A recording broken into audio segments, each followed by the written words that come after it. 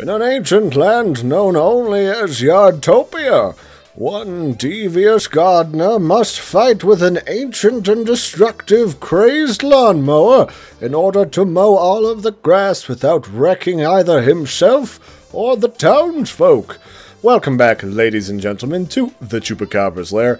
I am your host, Larry the Chupacabra, and today we're jumping back into the magical world of crazy iOS games to take a look at Mighty Mower, a sort of endless runner meets avoidance type game where you have to mow the grass to get as much money as possible while avoiding various obstacles, from fences to peeping toms to small pools / ponds to the occasional beekeeper.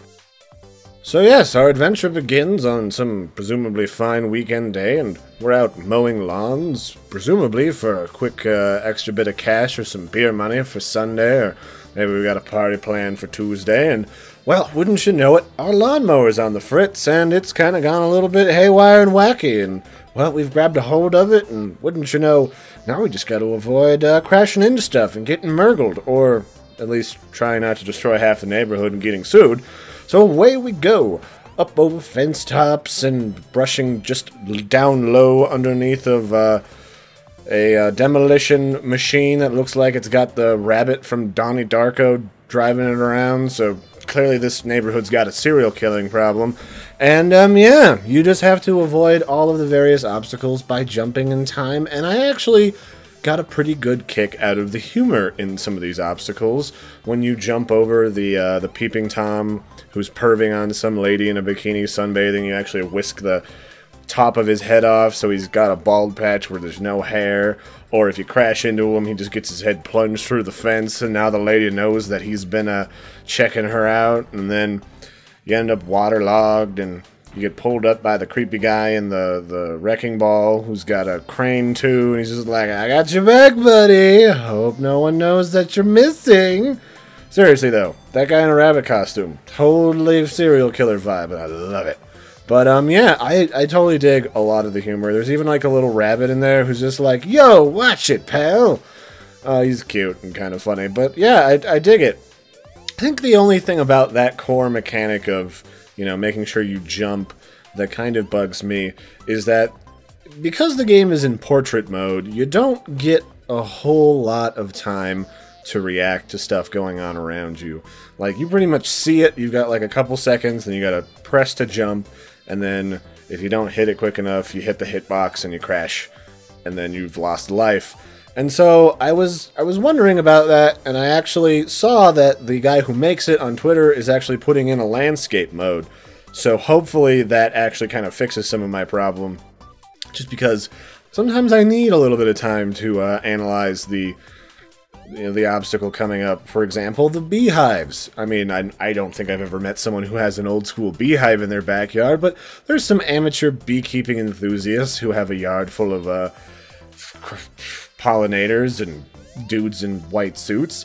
And so the difference there is that that obstacle is not a single part obstacle, but a 3-part obstacle. There's not one bee box, not 2 bee boxes, but actually a set of 3. Well, technically 4, because the 3rd bee box is a set of 2, and if you land on top of it, a swarm of bees comes to murder you. But, you know, being able to see that ahead of time and being able to, you know, in your brain say, okay, I gotta quickly time 3 jumps instead of just one good one, and then that kind of changes. Maybe you jump a little earlier than you normally would, or so that you have enough time to react to the 2nd bee box and stuff like that. And I think that landscape mode is going to definitely lend a lot to this game.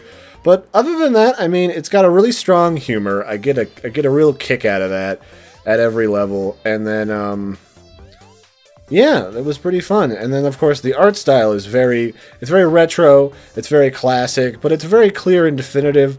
There's you know, this motion blur effect on the top of the fence in the background, and periodic houses swoosh by, and it's very easy to tell that Colonel Sanders is out having a nice day cooking some burgers on the barbecue, and then you whisk past and suck him up with the steaks, and he's a little bit freaked out as you zoom past in your weird lawnmower. And, you know, on that mark, I don't think I've ever seen this type of lawnmower before. It's like the motor is on the side with the exhaust or something, and then there's like the main body that's really small, I don't know if it's like a freaky, like, European lawnmower or South American lawnmower. Can't say I've ever seen that kind before in a rural setting or even out in the country, but, you know, it's pretty cool, and you can tell it's a lawnmower. As you whoosh by, there's grass clippings flowing out. And so I think that all makes for a really nice package, and of course there's a pretty strong, nice tempoed music in the background. And I really like an even tempoed music for games like this, because the music, when you're listening to it, really drives your pattern of jumps. Because if you can hit a nice rhythm with the music, it's almost helpful to you as opposed to playing it silently. I actually ended up doing a lot better when I had music on than when I had music off. Go figure. So yeah, I really like this game. It's got a lot of replayability, and it's also a really nice set of, you know, items you can spend your money on. When you've burned all your lives and you kind of get the game over screen, you go back and you get to visit the shop before you go into the next round, and the previous rounds, plural, all of your previous money sort of gets banked together, and you can buy, you know, power-ups or a life preserver. Really just one power-up. You get a rocket engine, a jet engine.